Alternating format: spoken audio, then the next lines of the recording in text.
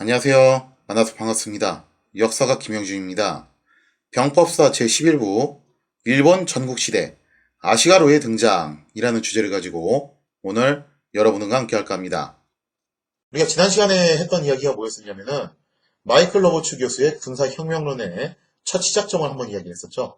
마이클 로버츠 교수의 군사혁명론 그 첫 스타트가 어떤 내용이었냐, 바로 무기의 변화였는데 창에서 총으로, 즉 근력무기에서 활용무기로 바뀌었다는 이야기를 했습니다.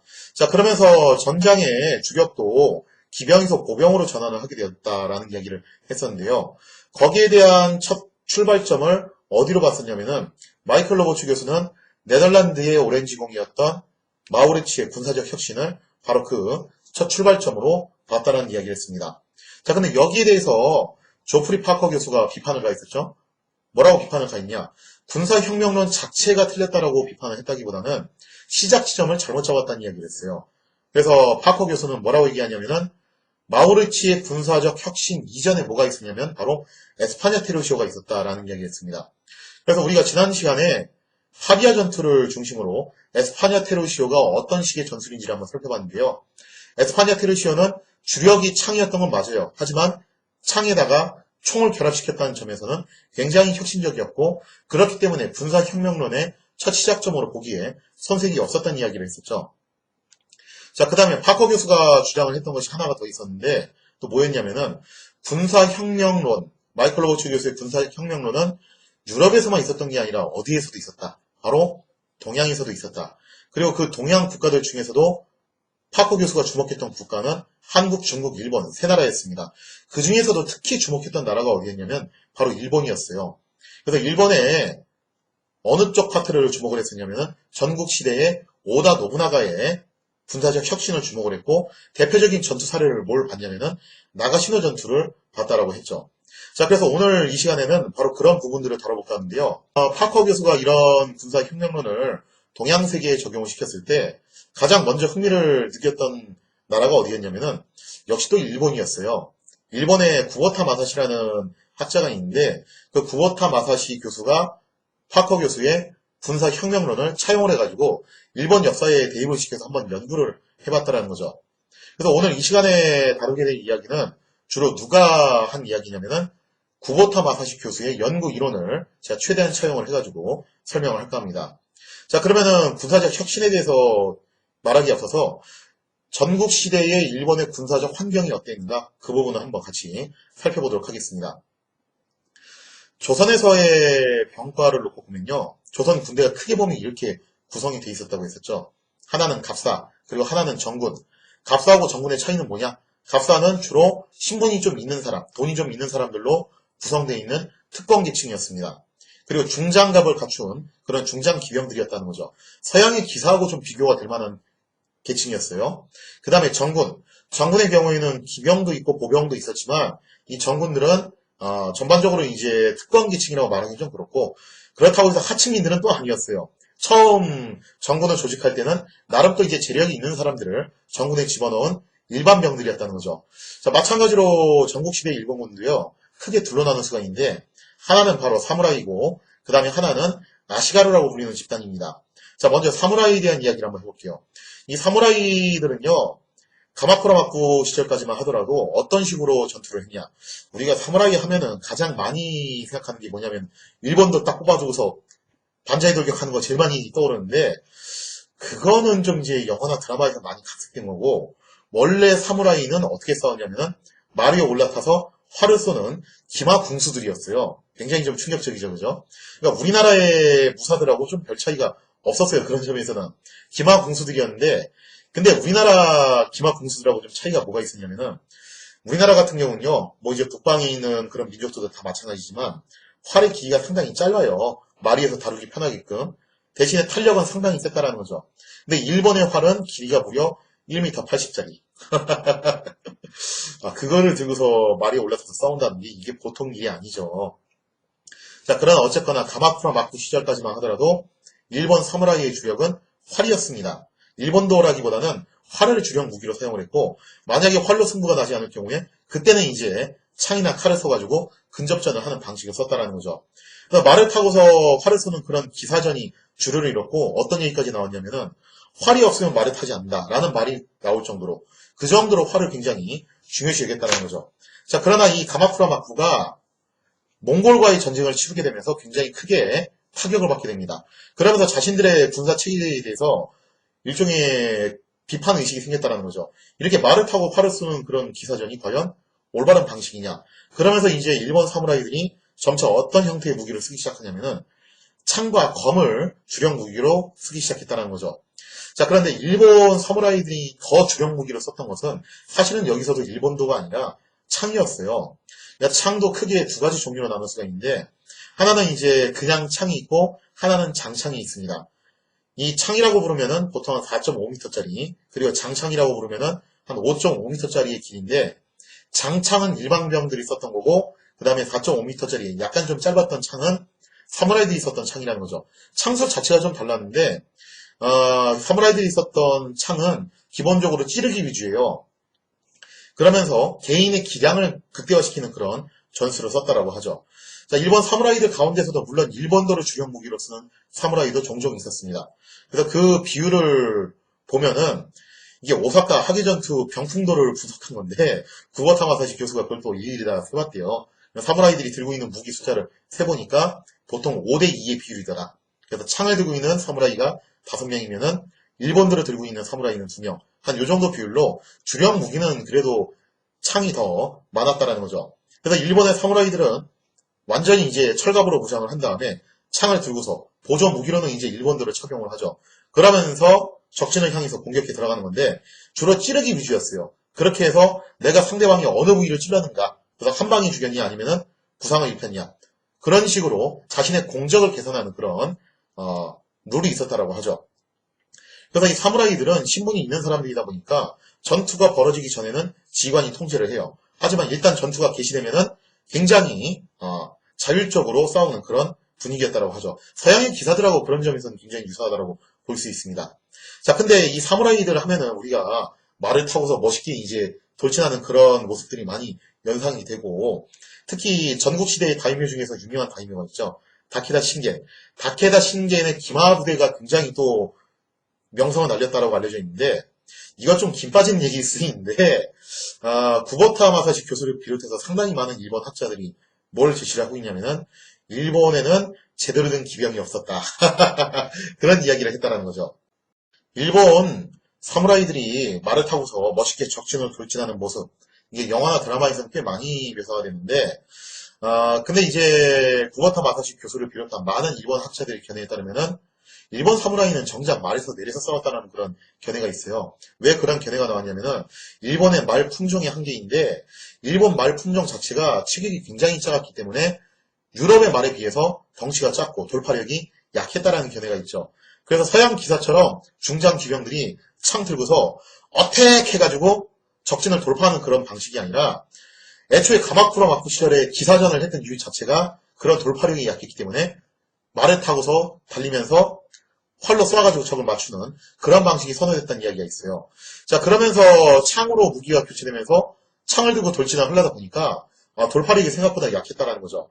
그래서 정작 일본의 사무라이들은 말에서 내려서 싸웠다는 이야기가 있습니다. 실제로 일본 말의 키가요, 대략 한 이제 1m 30이 좀 채 안 되는 그런 되게 작은 체구예요. 그에 비해서 이제 유럽의 말은 1m 50에 달하는 상당히 큰 체구라는 거죠. 근육 자체도 좀 다르게 발달되어 있기 때문에 유럽의 말들이 순간 돌파력이 상당히 강한 반면 일본의 말들은 그런 면에서 돌파력이 상당히 약했다고 알려져 있죠. 그 다음에 일본의 몇몇 기록에서도 일본 사무라이들이 말에서 내려서 싸웠다라는 그런 주장을 하고 있는데 포르투갈 선교사였던 루이스 프로이스가 남긴 기록, 거기에서도 일본 사무라이들은 땅에서 내려서 싸웠다라는 그런 기록들이 있다는 거죠. 물론 루이스 프로이스의 기록도 정말 100% 신뢰할 수 있냐? 뭐 그런 주장이 있어요. 자, 그러나 어쨌든 일본 사무라이들이 나중에 유럽의 말을 봤을 때 이런 얘기도 했대요. 일본인들이 뭐라고 얘기하냐면은 마치 유럽의 말을 보고 있으면은 일본 말은 꼭 망아지 같은 생각이 든다. 그런 말을 할 정도로 일본의 말은 전통적으로 치고가 굉장히 작은 말이었고 돌파력이 그만큼 약했고, 그래서 막상 일본 사무라이들은 땅에서 내려서 싸웠기 때문에 굉장히 김 빠지는 얘기일 수도 있겠지만 다케다 신겐의 기마 부대는 허구일 것이다라는 주장도 있다라는 겁니다. 그래서 이 부분에 대해서는 제가 좀 개인적으로 생각을 해보면요. 부고타 마사시 교수의 견해는 어느 정도 일리는 있다라고 봅니다. 다만 사무라이들이 말을 정말로 안 타지는 않았을 것이고 어쩌면은 아마 기계와 고병의 그런 성격을 가졌을 수도 있다라는 그런 생각을 하고 있습니다. 무슨 얘기냐면은 전쟁터까지는 말을 타고서 이동을 하고 전쟁터에 도착해서는 적진을 향해서 말에서 내려서 돌격을 하지 않았을까 그런 추정을 가능해볼 수 있다는 거죠. 이게 일본만 그랬던 건 아니고 유럽에도 이런 사례가 얼마든지 있어요. 찾아보면은 가령 이제 대표적인 예를 들자면은 100년 전쟁 당시에 영국 기사들이 그랬어요. 영국 기사들이 보통 이제 언덕이나 고지 같은 데를 점령을 해서 싸울 때 말 위에서 올라타서 싸우지 않았고 말에서 내려서 장갑 기사의 형태로 싸웠다라고 하죠. 그것뿐만 아니라 종종 이제 몇몇 전투에서 기사들이 말에서 내려서 싸우는 경우도 왕왕 있었다는 겁니다. 그래서 이런 걸 놓고 보면은 아마도 이제 일본 사무라이들 같은 경우는 그런 형태로 싸우지 않았을까. 그러니까 유럽의 기사들은 어쩔 수 없는 상황에서 말에서 내려서 싸운 거라면은 일본 사무라이들은 애초에 말의 돌파력이 약하다는 걸 알기 때문에 특히 창을 가지고서 돌격을 해야 되는 사무라이들 입장에서는 차라리 내려서 싸우는 쪽을 선호하지 않았을까. 다만 행군할 때 이동할 때는 말을 타고 행군을 했겠죠. 자, 그래서 이제 이렇게 하지 않았을까라는 견해를 생각해 볼 수 있고, 또 하나는 다케다 신겐의 기마부대가 실제로 존재했다 하더라도 서양의 기사들만큼의 돌파력은 아마도 없었을 것이다. 단, 아무리 돌파력이 약해도 기병은 기병이에요. 그래서 보병이 특별한 조치를 하지 않은 상태에서 기병 부대를 평지에서 만나서 싸운다는 건 아마 녹록지는 않았을 것입니다. 자, 그래서 이상의 내용을 정리를 해보면은 일본의 사무라이들은 의외로 보병화가 빨리 진행이 됐다는 겁니다. 이유는 어떻게 보면은 에스파냐하고 좀 약간 유사하다는 거죠. 에스파냐 경우에도 토양 자체가 말을 사육하는 데 있어서 적합하지 않았기 때문에 에스파냐 귀족들이 말에서 내려서 싸우는 거에 대해서 별다른 거부감이 없었다는 겁니다. 그래서 일본 같은 경우도 말 자체가 원체 돌파력이 약하다 보니까 일본의 사무라이들도 말에서 내려서 싸우는 데 있어서 별다른 거부감이 없었다는 거죠. 그 다음에 또 하나 더 생각해 봐야 될 게 뭐냐면요. 일본에서는 말을 탄다는 것은 굉장한 특권으로 생각을 했기 때문에 일본은요. 엄격하게 말하면 병과로서의 기병이 없어요. 무슨 얘기냐면은 조선의 경우에는 이렇죠. 특권층이 말을 타고서 싸우는 거. 그게 바로 갑사죠. 그러나 특권층은 아니지만 말을 타고 싸우는 정군 기병이 있어요. 자, 그에 비해서 일본의 경우에는 기병이라고 하면은 그거는 사무라이가 말을 탄 기마무사를 말하는 거지 병과로서의 기병은 거의 존재하지 않았다는 겁니다. 그래서 여러분들이 좀 유의하셔야 될 게 일본에서 기병이라고 하면은 그건 말을 탄 사무라이지 병과로서의 기병은 아니다. 일반 병사가 말을 타고 싸우는 그런 병과로서의 기병은 아니다라는 것을 좀 염두를 해두셨으면 좋겠습니다. 자, 그래서 이상의 내용을 토대로 살펴보면은 일본의 사무라이들은 말의 체구 자체가 너무 작았기 때문에 돌파력이 약했고 그래서 일본의 기마무사들은 다른 유럽 지역의 기병에 비해서 돌격력이 좀 상대적으로 약했다는 걸 알 수 있습니다. 자, 그래서 아싸리 그냥 말에서 내려서 싸우자 뭐 그런 취지의 변화도 많이 일어났다는 거죠. 그래서 이걸 토대로 마이클 로우츠 교수가 주장했던 기병에서 보병으로의 전환은 일본 역시 에스파냐 사람들과 마찬가지로 상당히 자연스럽게 전환이 되었다는 것을 우리가 유추를 해볼 수 있죠.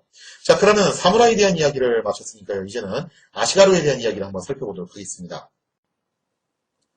자, 일본 아시가루. 아시가루라는 것이 무엇이냐라고 하면요. 아시가루는 겐페이 전투부터 처음 등장을 하긴 했어요. 겐페이 전투라고 하면은 이제 일본이 고대사에서 중세 막부로 넘어오는 과도기에 있어서 굉장히 중요한 역할을 했던 전투였죠. 그때부터 처음 이름이 나오기는 하는데 실제로 아시가루라는 계층이 굉장히 이제 대두했던 것은 언제부터였냐면은 오닌의 난 이후 전국시대부터였습니다. 이 아시가루는 초창기에 어떤 역할을 했던 애들이냐면은 약탈 전문 부대였어요. 농민들이 자체적으로 무장을 해서 주로 이제 적의 방어를 침입하거나 아니면은 어느 지역으로 가서 약탈을 하거나 그런 역할을 했던 것이 바로 아시가루들이었는데 전국시대가 넘어오게 되면서 일본의 다이묘들이 이 아시가루들을 대량으로 고용하기 시작합니다. 그러면서 농민 보병 부대를 형성했던 것이 바로 아시가루였다는 거죠. 굳이 비유를 하자면은 조선의 정군 보병하고 좀 유사한 집단이라고 보실 수 있어요. 자, 근데 이 아시가루가 참 재밌는 게 뭐냐면요. 조선 같은 경우는 시대가 뒤로 가면 갈수록, 즉 임진왜란 쪽으로 가면 갈수록 정군 보병은 사역부대화 됐다라고 하죠. 거의 노가다꾼으로 변모를 했던 반면에 일본 같은 경우는 이 아시가루가 점점 주력으로 계속 떠오르기 시작했다는 거예요. 그런 점에서 마이클 로버츠 교수의 군사혁명론이 적용될 수 있는 부분이라는 거죠. 이 아시가루도 병가에 따라서 크게 세 가지로 나눌 수 있는데 어떤 병가가 있냐? 장창 아시가루, 궁시 아시가루, 그리고 철포 아시가루 세 개로 나눌 수 있습니다. 자, 먼저 장창 아시가루의 경우 일본의 장창은 아까 전에 제가 설명드린 대로 5.5m 정도의 길이였다고 그랬죠. 이거보다 더 긴 데도 있었어요. 뭐 심하게는 막 6.5m까지 가는 그런 길이도 있었는데 논리는 단순해요. 길이가 길면 길수록 좀 더 유리할 것이다. 그런 이제 논리에 입각해서 장창 길이가 계속 길어지는 그런 모양새를 갖췄다는 거죠. 근데 제가 에스파냐 테르시오에서도 설명을 드렸지만 창 길이가 길면은 이거 다루기가 되게 힘들어져요. 그래서 에스파냐 테르시오의 장창병들도 장창을 어깨 높이로 올려가지고 찌르는 동작, 이거 실제로 상당히 어려운 동작이라고 했어요. 단순해 보이지만 동작 자체가 훈련을 상당히 많이 시켜야 된다는 겁니다. 자, 그래서 이 5.5m짜리 장창을 한번 쥐어줘 봤더니 찌르기가 잘 안 되더라. 이것도 다 농민들 출신이잖아요. 그죠? 그래서 어떤 방식을 많이 쓰냐면은 이 농민 보병들한테 5.5m짜리 장창을 쥐어준 다음에 이걸로 찌르기를 하지 말고 어떻게 해라. 위에서 아래로 내리치라는 거예요. 그래서 타격기처럼 썼던 게 일본 장창 아시가루의 특징입니다. 그래서 되게 좀 황당하게 생각할 수 있지만 일본의 장창은 찌르기가 아니라 타격기다. 위에서 아래로 내리치는 동작이에요. 왜 이런 동작으로 바꿨냐면은 대부분이 농민 출신이잖아요. 농민이다 보니까 농사에 익숙한 사람들이고 그래서 타작하는 동작 있죠. 그걸 차용해가지고 위에서 아래로 내리치는 방식을 썼다라는 거죠. 그러다 보니까 에스파냐 트루시아고의 차이점이 뭐냐면은 사각형 모양의 밀집 방지는 구성한 게 아니라 그렇게 해서 타격기를 쓸 수가 없으니까 어떤 방식으로 했냐면은 한 줄로 길게 늘어서가지고 서로 마주보고서 타격을 하는 그런 방식을 썼다라고 하죠. 자, 그리고 이 장창 아시가루가 전국시대 초기에는 굉장히 중요한 주력 병가로서의 역할을 하게 됩니다. 그래서 전국시대 초반에서 중반을 이제 장식했던 우에스키라는 다이묘가 있었죠. 이 우에스키 군역장을 보면은 장창 아시가루가 부대 전체 구성원의 무려 69%를 차지했어요. 자, 그러나 에도마코 초기에 제작됐던 사카이 군역장을 보면은 장창 아시가루의 비중이 22% 정도로 떨어진다는 겁니다. 이게 뭘 의미하는 거냐면은 근력 무기의 상징인 장창 아시가루가 전국시대에서 뒤로 가면 갈수록 임진왜란기로 거쳐가지고 에도마코로 오면 올수록 비중이 줄어들기 시작했다는 거죠. 그래서 마이클 로버츠 교수가 주장했던 군사혁명론의 첫 단계, 창이 총으로 바뀌었다. 바로 그게 또 일어나고 있었다는 거예요. 그래서 전국시대 초중반 한참 이제 다케다 신겐, 우에스키 겐신, 오다 노부나가, 도쿠가와 이에야스, 호조 가문 이런 사람들이 치고받고 싸웠던 그 시절에는 장창 아시가루의 비중이 굉장히 높았겠지만 나중에 좀 후반부로 갔을 때 도요토미 히데요시가 전국시대를 통일하고 임진왜란을 일으키기 바로 직전에는 일본군의 편제에서 장창 아시가루의 비율은 점점 줄어드는 추세였다는 겁니다. 그러면 뭔가가 줄어들었으니까 뭔가가 늘어나야 되죠. 그 늘어난 게 뭐였냐면은 바로 궁시 아시가루와 철포 아시가루예요. 이게 되게 좀 큰 오해가 있는데 우리나라 드라마를 보면은 일본군이 화를 안 쏴, 이상하게. 총하고 그냥 일본도 두 가지밖에 안 나오는데 이거 되게 심각한 오해거든요. 일본군은 일본도보다 사실 창을 더 많이 썼고 그 다음에 총도 많이 썼지만 또 전국시대 말기에 또 뭐도 많이 썼냐면은 활도 많이 썼어요. 그래서 궁시 아시가루가 당연히 하나의 병가로 있었고 그 다음에 철포 아시가루가 있었습니다.